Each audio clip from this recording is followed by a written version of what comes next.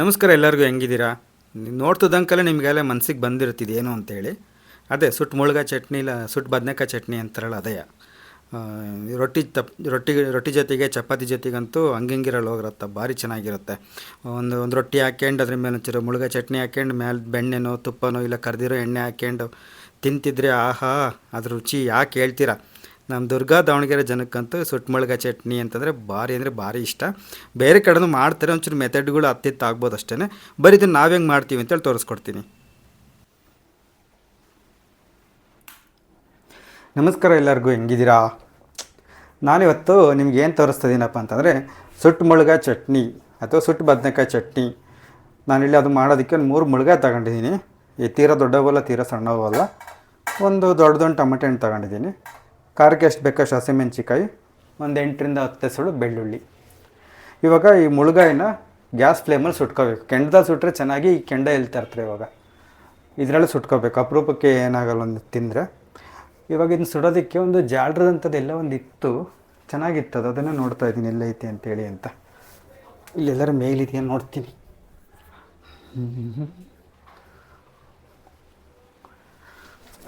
ಅಲ್ಲೂ ಇಲ್ಲ. ಬರ್ರಿ ಅದನ್ನೆಲ್ಲ ಹುಡುಕಿ ತೋರಿಸ್ತೀನಿ, ಭಾಳ ಚೆನ್ನಾಗಿರುತ್ತೆ. ತಿನ್ನೋಣಂತೆ ಮುಳ್ಗಾಯಿ ಚಟ್ನಿ ಮಾಡ್ಕೊಂಡು. ನೋಡಿರಿ, ಇಲ್ಲಿ ನಾನು ಒಂದು 3 ಮುಳ್ಗಾಯಿ ತೀರಾ ದೊಡ್ಡವೂ ಅಲ್ಲ ತೀರಾ ಸಣ್ಣವೂ ಅಲ್ಲ ಹಂಗಿದ್ದಾವೆ. ಇದಕ್ಕೆ ಒಂದು 3 ಮುಳ್ಗಾಯಿ ತಗೊಂಡಿದ್ದೀನಿ, ಒಂದು ಟೊಮೆಟೊ ಹಣ್ಣು ತಗೊಂಡಿದ್ದೀನಿ, ಖಾರಕ್ಕೆ ಎಷ್ಟು ಬೇಕಷ್ಟು ಹಸಿಮೆಣ್ಸಿಕಾಯಿ ತಗೊಂಡಿದ್ದೀನಿ, ಹಂಗೆ ಒಂದು 7-8 ಹೆಸಳು ಬೆಳ್ಳುಳ್ಳಿ ತಗೊಂಡಿದ್ದೀನಿ. ಇಲ್ಲಿ ಮುಳ್ಗಾಯಿ ಸುಡೋದಕ್ಕೆ ಒಂದು ಇದು ಸಲಾಕಿ ಅಂತ ತಗೊಂಡಿದ್ದೀನಿ. ಅದಕ್ಕೆ ಎಟ್ಟೆತ್ತ ಅದ್ರಾಗೆ ಸುಟ್ಟು ನಡಿ ಅಂತೀನಿ. ಅದು ಜಾಡ್ರದಂತೂ ಸಿಗಲಿಲ್ಲ, ಅದು ಹುಡುಕಿದ್ದು ಎಲ್ಲಿ ಒಕ್ಕೊಂಡೈತೋ ಗೊತ್ತಿಲ್ಲ. ಮತ್ತು ಇದ್ರಾಗೆ ಸುಡೋಣ ಅಂತೇಳಿ ಸುಡ್ತಾಯಿದ್ದೀನಿ. ನೀವಿಲ್ಲಿ ಭಾಳ ಗಮನ ಇಡಬೇಕಾಗಿರೋದು ಇಲ್ಲೇ, ಸಣ್ಣೂರಿನಲ್ಲಿ ಮುಳ್ಗಾಯಿನ ಚೆನ್ನಾಗಿ ಸುಡಬೇಕು. ನಾವೇನಾದರೂ ಜೋರು ಉರೈಕೊಂಡು ಮೇಲೆ ಸುಟ್ಟಿವಿ ಅಂತಂದರೆ ಮೇಲೆ ತೊಪ್ಪೆ ಬಿಡುತ್ತೆ, ಒಳಗಡೆ ಅದು ಸರಿಯಾಗಿ ಬೆಂದಿರಲ್ಲ, ಒಂಥರ ಅದು ವಿಷ್ಕರಿ ಅದು ಇಲ್ಲ ರುಚಿ ಬರಲ್ಲ. ಹಂಗಾಗಿ ಸಣ್ಣೂರಿನಲ್ಲೇ ಚೆನ್ನಾಗಿ ಅದನ್ನು ಸುಡಬೇಕು. ಸಣ್ಣೂರಿನಾಗ ಸುಡ್ತಾ ಒಳಗಡೆದು ಕೂಡ ಚೆನ್ನಾಗಿ ಮಾಗುತ್ತೆ, ಆವಾಗ ಚಟ್ನಿ ರುಚಿ ಬರುತ್ತೆ.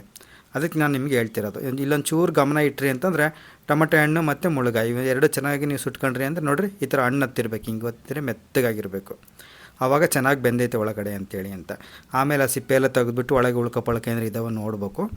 ನೋಡಿ ಅದನ್ನು ಉಳ್ಕೊಪಳಕೆ ಇದ್ದರೆ ಅದನ್ನ ತೆಗಿಬೇಕು. ಇದ್ರಾಗೆ ಯಾವುದೂ ಉಳ್ಕೊಪಳಕೆ ಏನಿರಲಿಲ್ಲ ನೋಡಿರಿ.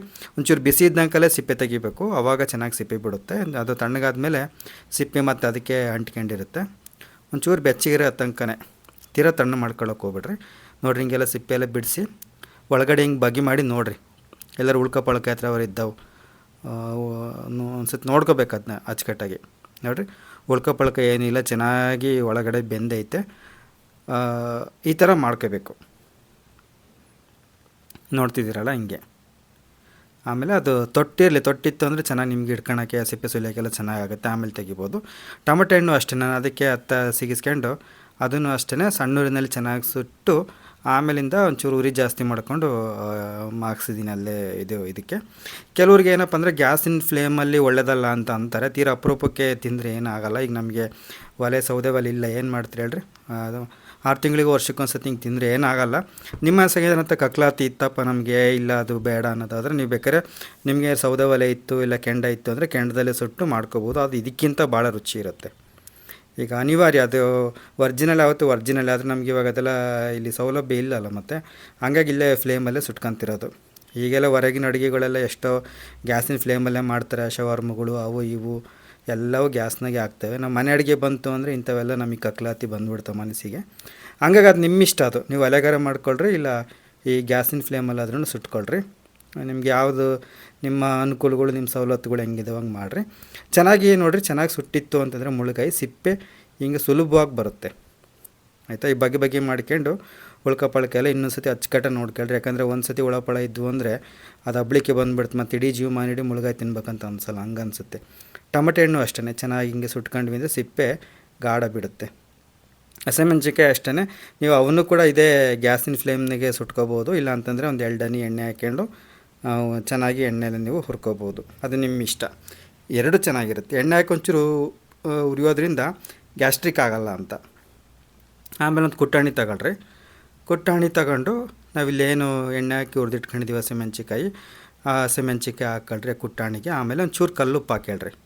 ಯಾಕಂದರೆ ಕಲ್ಲುಪ್ಪು ಹಾಕ್ಕೊಂಡು ಕುಟ್ಟೋದ್ರಿಂದ ಚೆನ್ನಾಗಿ ನುಣ್ಣಗಾಗುತ್ತೆ ಅಂತ. ಬೆಳ್ಳುಳ್ಳಿ ಒಂದು 8 ಎಸಳು ಬೆಳ್ಳುಳ್ಳಿ ಹಾಕ್ಕೊಂಡಿದ್ದೀನಿ. ಇವೆರಡನ್ನು ಚೆನ್ನಾಗಿ ದೊರಗೋವರೆಗೆ ಕುಟ್ಬೇಕು, ನುಣ್ಣಗಲ್ಲ. ಆಮೇಲೆ ಒಂಚೂರು ಹುಷಾರು, ಕುಟ್ಬೇಕಾದ್ರೆ ಕಣ್ಣಿಗೆ ಬಿದ್ದು ಆಮೇಲೆ ನೀವು ಅಬ್ರಿಸ್ಕೊಂಡು ಹೊಡೋದಿರಿ ಹೊರಕ್ಕೆ. ಈ ಆರ್ಡ್ರ್ ಆಗುತ್ತೆ ಅಂದಿದ್ದು ನಾನು ಚಟ್ನಿನೇ ಮಾಡ್ತಿರ್ಲಿಲ್ಲ ಅಂತ ನನ್ನ ಬೈಕೋಬಿಟ್ರಿ. ಹಂಗಾಗಿ ಒಂಚೂರು ಹುಷಾರಾಗಿ ಕುಟ್ರಿ, ಯಾಕಂದರೆ ಕಣ್ಣಿ ಸಿಡಿತಂದ್ರೆ ಇದಾಗುತ್ತೆ. ಆಮೇಲೆ ಒಂಚೂರು ಕೊತ್ತಂಬರಿ ಸೊಪ್ಪು ಹಾಕೊಂಡು ಅದಕ್ಕೆ ಹಾಕ್ಕೊಂಡು ಅದನ್ನು ಎಲ್ಲದ್ರ ಜೊತೆ ಮಿಕ್ಸ್ ಆಗೋ ಥರ ದೊರಗೋವರೆಗೆ ಕುಟ್ಕೇಳ್ರಿ. ನುಣ್ಣಗೇನು ಬೇಡ, ದೊರಗೋವರೆಗೇ ಇರ್ಬೇಕು ಅದು. ಹೀಗೆ ಮಿಕ್ಸಿಗೆ ಹಾಕಬಾರ್ದು, ಮಿಕ್ಸಿಗೆ ಹಾಕಿ ಮಾಡ್ತಾರೆ, ಮಿಕ್ಸಿ ಹಾಕಿ ರುಚಿ ಇರಲ್ಲ. ಅನಿವಾರ್ಯ ನಿಮಗೆ ಕಷ್ಟ ಆಗುತ್ತೆ ಅಂದರೆ ಮಿಕ್ಸಿಗೆ ಹಾಕೊಳ್ರಿ.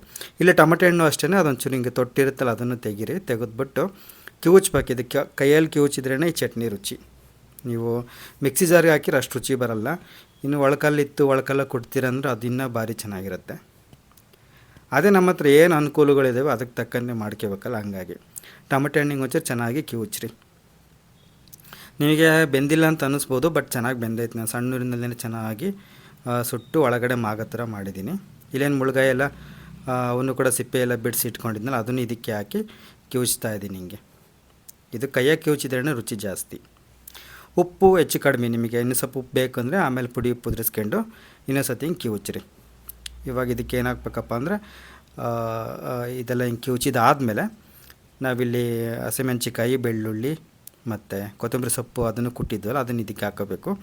ಕೆಲವರಿಗೆ ನಿಮಗೆ ಜೀರಿಗೆ ಸೇರುತ್ತೆ ಅಂದರೆ ನಾನು ಜೀರಿಗೆ ಹಾಕೋಬೋದು, ಒಂಚೂರು ಬೆಲ್ಲನೂ ಕೂಡ ಹಾಕೋಬೋದು. ನಾನು ಜೀರಿಗೆ ಬೆಲ್ಲ ಎರಡೂ ಹಾಕಿಲ್ಲ, ಬೇಡ ಅಂತೇಳಿ. ನೀವು ಬೇಕಂದ್ರೆ ಹಾಕ್ಕೋಬೋದು.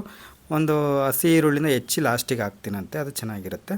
ನಿಮ್ಗೆ ಇಲ್ಲೇನಾದ್ರೂ ಇನ್ನೂ ದೊಡ್ಡ ಕೈತೆ ಮುಳುಗಾಯಿ ಟೊಮೆಟೊ ಹಣ್ಣು ಅಂದರೆ ಕುಟ್ಟಾಣಿ ತೊಗೊಂಡು ಇನ್ನೊಂಚೂರು ಕುಟ್ಕೋಬೋದು. ಉಪ್ಪು ಕಡಿಮೆ ಆಗಿತ್ತು ಅಂತೇಳಿ ಒಂಚೂರು ಉಪ್ಪು ಕೂಡ ಹಾಕ್ಕೊಂಡೆ.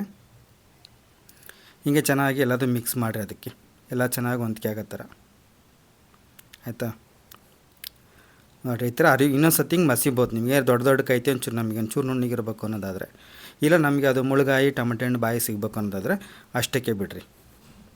ನೋಡಿ ಎಷ್ಟು ಚೆನ್ನಾಗಿ ಬಂದೈತೆ. ಅದು ಮಾಡ್ಬೇಕಾದ್ರೆ ಘಮಕ್ಕೇ ಹಂಗೆ ತಲೆ ಗಿಮ್ಮನ್ನುತ್ತೆ, ಅಷ್ಟು ಚೆನ್ನಾಗಿರುತ್ತೆ ಅದರದ್ದು ವಾಸನೆ. ಆ ಚಟ್ನಿದೊಂದು ಘಮ ಐತಲ್ಲ ಅಷ್ಟು ಚೆನ್ನಾಗಿರುತ್ತೆ. ನಾನಿಲ್ಲೊಂದು ಅರ್ಧ ಒಳಕ್ಕೆ ಈರುಳ್ಳಿನ ಸಣ್ಣಕ್ಕೆ ಹೆಚ್ಚಿ ಅದಕ್ಕೆ ಹಾಕ್ತಾಯಿದ್ದೀನಿ. ಈರುಳ್ಳಿ ನೀವು ಆವಾಗಲೇ ತಿಂತೀರ ಅನ್ನೋದಾದರೆ ಈರುಳ್ಳಿನ ಆವಾಗಲೇ ಹಾಕಿರಿ, ಇಲ್ಲಾಂದರೆ ಈರುಳ್ಳಿ ಏನು ಬೇಕಾಗೋದಿಲ್ಲ. ನಿಮ್ಮ ಹೆಚ್ಚು ಟೊಮೆಟೊ ಹಣ್ಣು ಕೂಡ ಕೆಲವರು ಹಾಕಲ್ಲ, ಬಟ್ ನಾನು ಹಾಕಿದ್ದೀನಿ, ಚೆನ್ನಾಗಿರುತ್ತೆ. ನಿಮ್ಗೆ ಇಷ್ಟ ಆಗಿತ್ತು ಅಂತಂದರೆ ಇದನ್ನು ಟ್ರೈ ಮಾಡಿ. ನಿಮಗೆ ನಮ್ಮ ಚಾನಲಲ್ಲಿ ಬರ್ತಕ್ಕಂಥ ಅಡುಗೆಗಳು ಇಷ್ಟ ಆಗಿತ್ತು, ನಮ್ಮ ಅಡುಗೆಗಳ ಮೇಲೆ ವಿಶ್ವಾಸ ಇತ್ತು ಅಂತಂದರೆ ಟ್ರೈ ಮಾಡಿ, ಕಮೆಂಟ್ ಮಾಡಿ. ಮುಂದಿನ ವಿಡಿಯೋದಲ್ಲಿ ಸಿಗ್ತೀನಿ. ಟಾಟಾ, ಬಾಯ್ ಬಾಯ್.